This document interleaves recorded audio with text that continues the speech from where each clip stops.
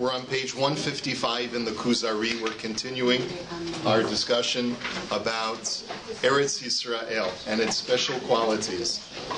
I'd like to make reference to something that I discussed over Shabbos in my drush on Parshas Noach, because I think it's absolutely connected to what we're studying today. What we were talking about in the Kuzari, we had this multi-week hiatus, and so I want to bring us back up to date.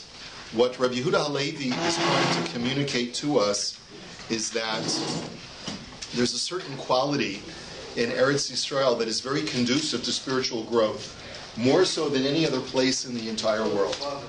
So therefore, if a person lives in Eretz Yisrael, just like if you plant something in a certain kind of soil, depending upon the nutrients that are contained in the soil, that will determine how the plant grows.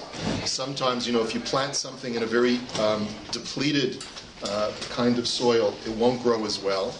If you plant something in a very rich,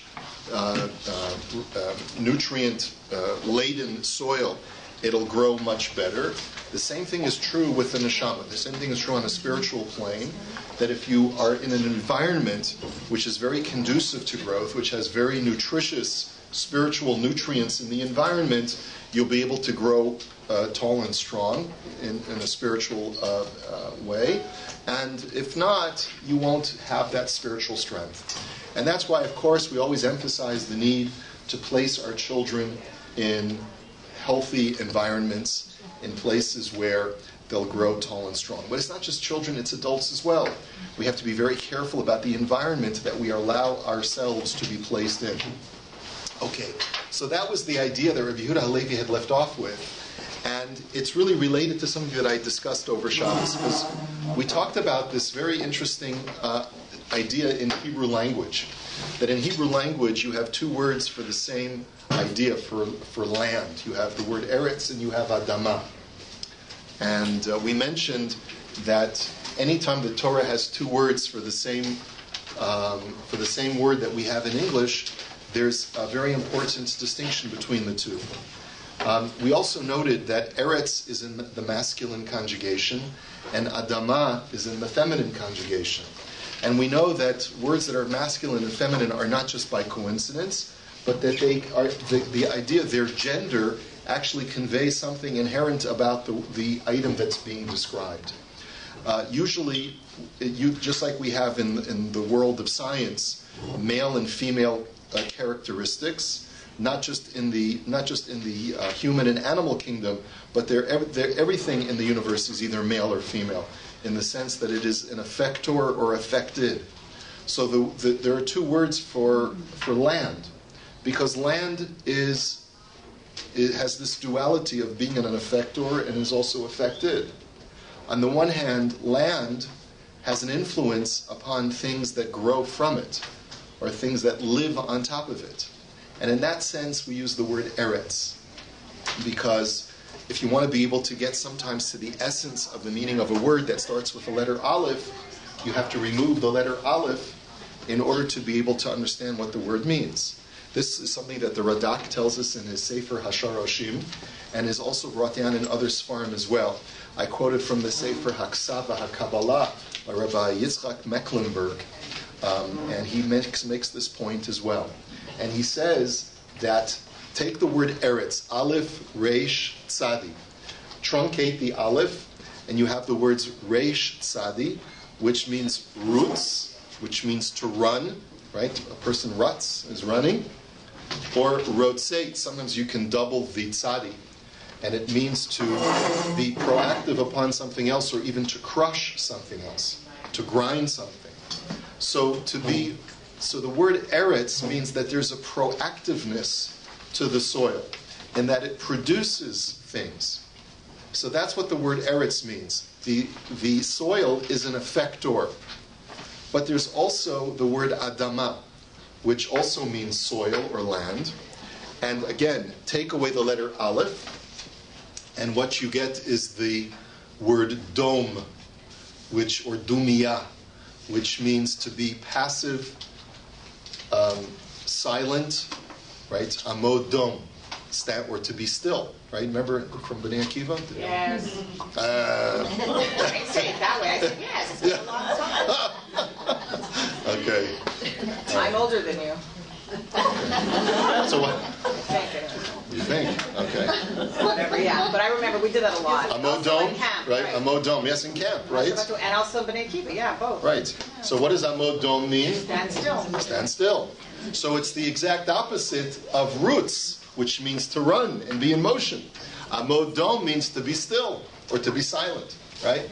So you have this dual characteristic of soil in that it is passive and that it just acts as a place for a repository for things to grow. And you also look at the soil as a producer of things that come from it. And it all depends upon the context of what we're talking about. Sometimes human beings have the ability to contaminate soil. So if you, let's say you have soil that is right next to a toxic chemical plant. It wasn't 3 Mile Island, it was another in the U.S. years ago. There was a chemical plant that was seeping into the soil and people were getting cancer. There was one in Walkerton, no? Right? It was in Walkerton also? I know, in Ontario. There was a topic in New Brunswick. In New Brunswick, okay. So when we say that man has contaminated his environment and his soil, we would refer in Hebrew to the soil as being Adama, that which is affected by man, because man has contaminated his environment. But we can also say... By Adam. Right, well, we'll talk about Adam in just a minute, okay? When we say that the land affects man, we call the land Eretz. And that's why, most commonly, when we talk about the land of Israel, we don't call it Admat Yisrael, we call it Eretz Yisrael. Because the land of Israel has truly a spiritual influence on those who grow up in that area. And that also, according to the Ksava HaKabbalah, this is a very important commentary on the Torah, he writes that that's the reason why you have 2 different brachas. One uses the word Eretz, and one uses the word Adama. So, how do you say, when you make a bracha on a carrot, what word do you use? Borei Peri HaAdama. When you're making a bracha on bread, what do you say? Hamotzi Lechem Min Haaretz. So why do we use the word Adama for carrots and the word Eretz for bread? Why aren't we consistent? We should either say Hamotzi Lechem Min Ha'adama, just like we say Borei Peri Ha'adama, or let's say Borei Peri Ha'aretz, just like we say Hamotzi Lechem Min Ha'aretz. Maybe because Adam was blessed or cursed to work hard to להוציא לחם מן הארץ, שזה התפך תוציא לחם מן הארץ. Because that was Adam punished. The pasuk says, "B'zayat apecha tochal lechem, ad shuvacha el ha'adama, Okay. ki mimena lukachta." Yeah, but So it doesn't say in that pasuk Eretz. but he has to בזיעת אפיך תוציא לחם מן B'zayat apecha tochal lechem. לחם. Yeah. Right. So you're saying because man has to do a lot to cultivate it. Cultivate. Right. So therefore, very very good. Okay. So that's what we had suggested on Shabbat. We had said that the difference between vegetables growing in the ground and wheat growing from the ground is that it takes a lot more cultivation to properly grow wheat. You need a lot more siyata dishmaya. You need a lot more cultivation of the soil. You need to work the soil. And the soil, therefore, is viewed as a participant in the growth of the wheat. Whereas with a lot of vegetables, like your radish or a carrot, you put the seeds, or tomato, you put the seeds in the ground and they grow. And there's not as much of a perceived reliance on the soil. Now, of course, we know that that's not completely accurate because you have to use fertilizer in the soil and proper nutrients in the soil even when you're growing tomatoes and carrots. But the perception that man has is that there's a lot more work that goes into the production of bread. So we therefore view bread as a product of the soil more than we use vegetables as not so much a product of the soil, but rather growing in the soil. And therefore, Borei Peri Ha'adama implies that God, blessed are you who allows tomatoes or carrots to grow in the soil, but not to be produced by the soil. Whereas by bread, it's hamotzi lechem min haaretz. Rav Mecklenburg actually takes it one step further, and he says that bread, by virtue of the fact is that it's something that is one of the products of Eretz Yisrael as described by the Torah, the bracha, therefore, the rabbis wanted to remind us of Eretz Yisrael when we make the bracha on bread. So therefore, they dafka said you should say hamotzi lechem min haaretz, and the word aretz there is not just reminiscent of just stam land, but it's also supposed to be reminiscent of Eretz Yisrael. And since Eretz Yisrael is the most productive soil in that it actually influences human beings that live in Eretz Yisrael to the greatest degree of any other place in the world, that's why we use the word Eretz and not Adama when we talk about hamotzi lechem min haaretz. Okay? So, in this context, what are we talking about over here? Eretz Yisrael is truly an Eretz. It's not an Adama. And that's why it's important for a Jew to live in Eretz Yisrael. Because if you want to be able to be influenced properly by your environment, the environment that is most conducive for your spiritual growth is Eretz Yisrael. And that's where we left off with last time. We're now on the top of page 155. And the Kuzari says, I have not heard that the inhabitants of Eretz Yisrael have any advantage over anyone else in the world. In other words, remember, like we left off last time, Rabbi Yehuda Levi is talking about a 12th century worldview where, most of the inhabitants of Eretz Yisrael during his lifetime are non-Jews. And if anything, he's actually seen a lot of carnage and violence in his lifetime in the Middle East. Because he's living right after what? Well, after the Crusades, right? He's living in a time when these were the most bloody periods in history in the Middle East, in all time. Because Christians were killing Muslims, and then Muslims were killing Christians, and the Jews were just trying to get out of the way and wait until all of the carnage would subside. And if you're telling me that people in Eretz Yisrael are supposed to have been more spiritually developed, if anything, we see just the opposite. If anything, we see the most depraved behavior, the most violent behavior taking place over the Middle East, taking place over the land of Israel. So how do you defend your position when we see that that's not really the case? That's the question that the rabbi asks, the Khazar king asks the rabbi. So in paragraph number 12, the rabbi says, this is like your mountain. Now, what does he mean by your mountain? He's talking about the Khazar people had a certain mountain range in the Caucasus, which is where the Khazaria region was. And apparently they prided themselves on being able to produce really, really great wine. And he says, you say that it has exceptional vineyards. Nevertheless, if the grapevine were not planted on it, or if its soil were not cultivated properly, it wouldn't produce grapes. The land's distinguished qualities are manifest first and foremost in the nation, which is the elite in heart, as I have already discussed. They are like the vines in this analogy. The land is then aided by the deeds and laws of the Torah that relate to us, which are like the cultivation of the vineyard. Ultimately, this elite nation cannot achieve divinity anywhere else, just as the vineyard cannot successfully grow anywhere else except on the mountain. So, it's a beautiful metaphor. It's a metaphor that's often quoted from Sefer Kuzari.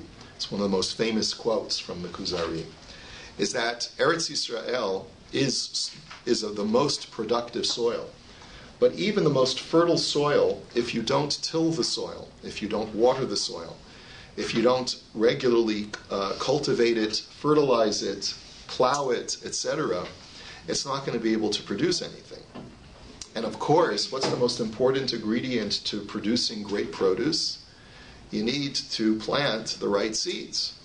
If you plant inferior seeds in the most nutritive soil, it's still not going to produce anything better than the seed that you put into the ground to begin with.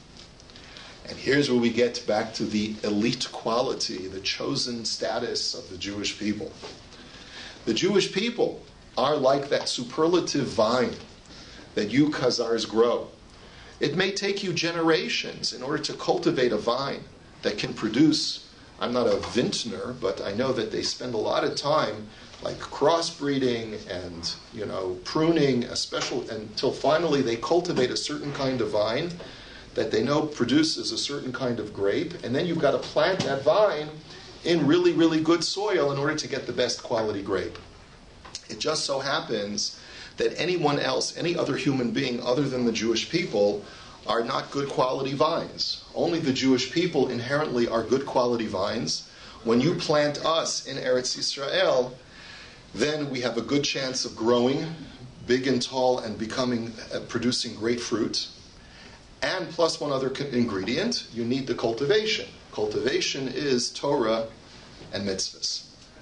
And that can only happen when we have a temple, when we're observing Shemitah and proper Trumas and Maasros, and we're doing all of the mitzvot Hatshliot Ba'aretz and all of the other mitzvos as well, and when we're doing the sacrificial mitzvos. All of these three ingredients put together, that is what creates the winning combination for this superlative quality that the Jewish people will have in Eretz Yisrael. So, you need three ingredients. Three ingredients. Any one of the ingredients is missing, you don't get the magical formula. What are the three ingredients? Good soil. Number 2, good seeds. Number 3, cultivation. So, good soil is Eretz Yisrael, no question. Good seeds, you need the Jewish people, which would explain why, if Muslims and Christians live in the land of Israel, they're not going to behave any differently. They're just going to grow the same way that they would grow anywhere else. But the third ingredient is that even when Jews are living in Eretz Yisrael, their greatness will only become manifest if they are part of the program of Torah and mitzvahs. If they don't buy into the performance of Torah and mitzvot, then the land of Eretz Yisrael will not have that superlative influence upon them. Now, what is that superlative quality that will become manifest within the Jewish people? And here too, Rabbi Yehuda Halevi tells us. He says, what are we talking about? Ultimately, this elite nation cannot achieve divinity anywhere else. Now, divinity is the word that we use in translating a very, very difficult phrase, Amar Allaha, which is an Arabic term for some divine influence or divine thing. It's translated by Ibn Tibon as Inyan HaEloki, the divine matter or the divine thing. And it's there's a lot of ambiguity in what Rabbi Yehuda Halevi means in different places where he uses this term. But what becomes clear is that he's referring to the power of prophecy. The ability for the Jew to become superior in his ability to communicate with the Ribono Shel Olam, and to have this kind of great contact that gives him prophetic knowledge, that can only be accomplished in Eretz Yisrael. And I'll prove this to you, as we'll see from the ensuing paragraphs. So, in essence, what Rabbi Yehuda Halevi is saying is that what is that superlative quality that is manifest in the Jewish people that you will not find in any other human being in the world? Prophecy. This Inyan HaEloki. And why will sometimes some Jews be able to display it and other Jews will not be able to display it? Because it takes work. And you also need certain conditions for which it can be satisfied. And you need to have a Jew living in Eretz Yisrael. If you're outside of Eretz Yisrael, you cannot achieve prophecy. If you're not Jewish, you cannot achieve prophecy. And if you're not engaged in Torah mitzvot, you also cannot achieve prophecy. So it's a very, very concretized view of a spiritual phenomenon that Rabbi Yehuda Halevi is very famously known for. He is very famous in the sense that he tells us that you need certain physical conditions to be satisfied in order for there to be spiritual phenomena manifest in the world.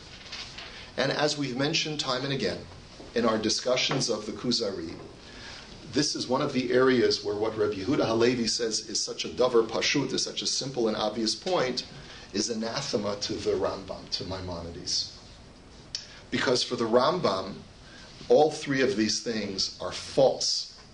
For the Rambam, the phenomenon of prophecy is not in any way linked to any kind of physical phenomena or behaviors or properties that may exist in this world. The Rambam, therefore, does not in any way link the ability to prophesy to being in a specific land. He does not in any way link one's Jewishness to the ability to be a prophet. And therefore, according to the Rambam, even if you're a Gentile, you can achieve prophecy. And he also does not in any way link one's performance of mitzvos to the ability to be a Navi. Which may be surprising to you, but you need to know it in order for you to understand that this is the subject of great debate. The Rambam is much more intellectual in his approach to the phenomenon of prophecy, because he views prophecy as the perfection of one's intellect. And therefore, because the Jewish intellect is potentially no different from the Gentile intellect, there should be no difference as to whether you're Jew or non-Jew to be able to achieve prophecy, and it should have no bearing as to where you live in order to achieve prophecy. But Rabbi Yehuda Halevi views this as not an intellectual phenomenon. Prophecy is not an extension of a perfected intellect, but rather it's an extension of some kind of metaphysical phenomenon where God defines the rules and man is not able to perceive how these rules work because they involve a totally different dimension of being. And therefore, just like there are certain types of soil on the physical plane, there are certain types of spiritual soil on a spiritual plane. And just because we may have achieved certain intellectual greatness means that there still may be limitations based upon spiritual limitations that are invisible to you and me. I believe that Rabbi Yehuda Halevi has more successfully crept into the worldview or the mindset of Klal Yisrael in our world today. You may disagree. You may feel, well, the Rambam makes more sense to me. But I believe that in the backdrop of whatever preconceived notions we have about Torah and Yahadus, certainly Rabbi Yehuda Halevi resonates more as something that sounds more familiar to us. Would everyone agree or disagree with what I just said?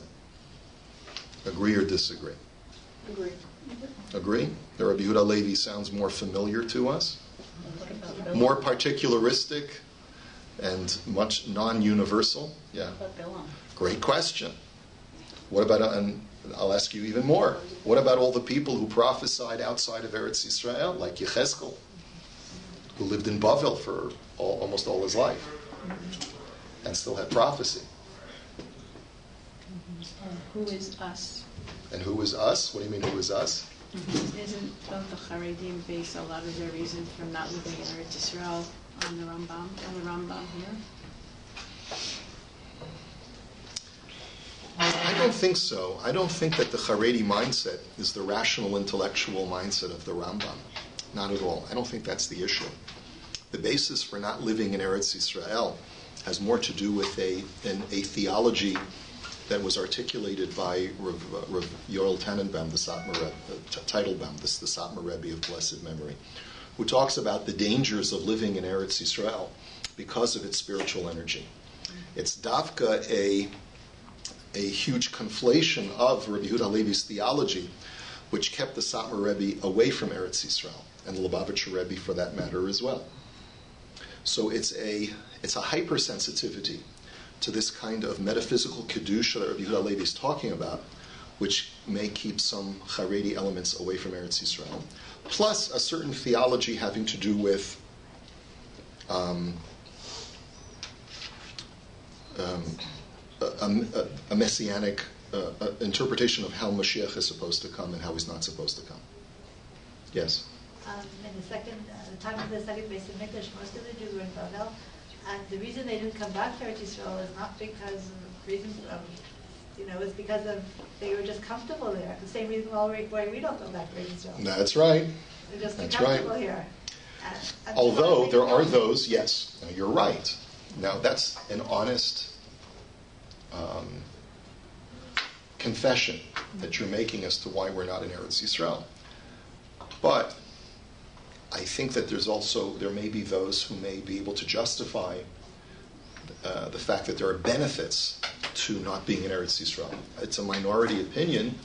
I think the majority of us the majority of even poskim today would hold that it is virtuous for every Jew to live in Eretz Yisrael. And the only machlokus would be, is there an obligation to live in Eretz Yisrael? Or is it a mitzvah that you fulfill, but not which you get punished for not fulfilling? You understand?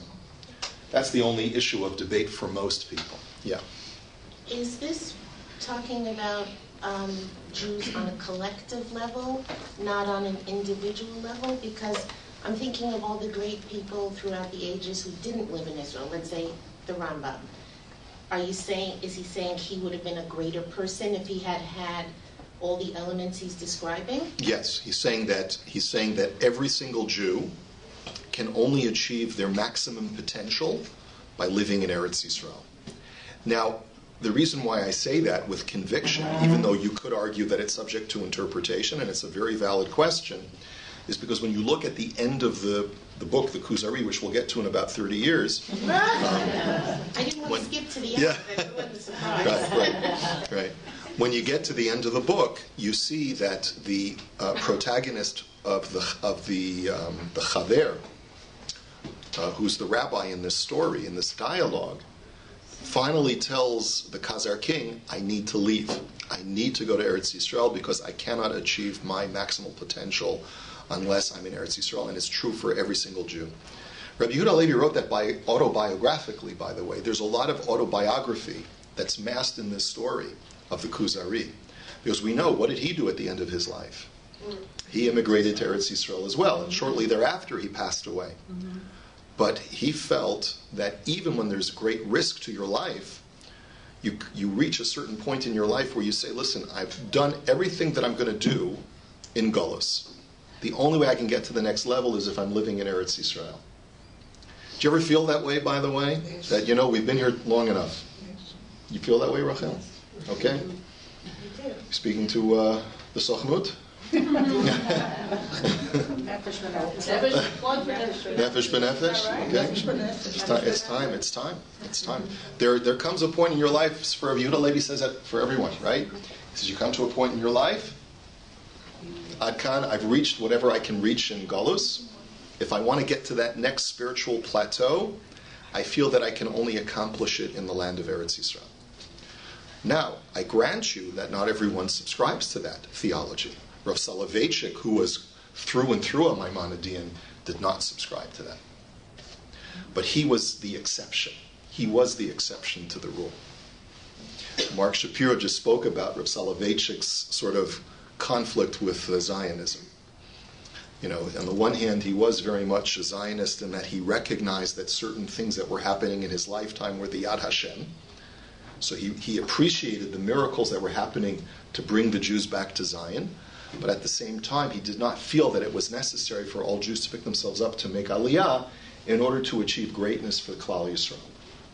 But clearly, Rabbi Yehuda Halevi does not agree. Rabbi Yehuda Halevi says, for anyone, for the Rambam, for me, Rabbi Yehuda Halevi, he says, I have to pick myself up at some point and go. The question is, why did he wait so long? Until he was a very old man already. That's subject to much speculation. There are times in life when you feel, look, I have a task that I need to accomplish where I am right now. I have a responsibility to my congregation. I have a responsibility to the people around me, to my family, whatever those responsibilities are. And therefore that prevents me from achieving my spiritual potential in Eretz Yisrael. But when the circumstances were right for Rabbi Yehuda Halevi, he packed up everything and went, as they say, he went with his grandson. And they went together and I think he left his wife, it sounds like also. I think his wife was too elderly, or perhaps she was deceased by that time. But we don't find that she traveled with him. And he just packed up and left.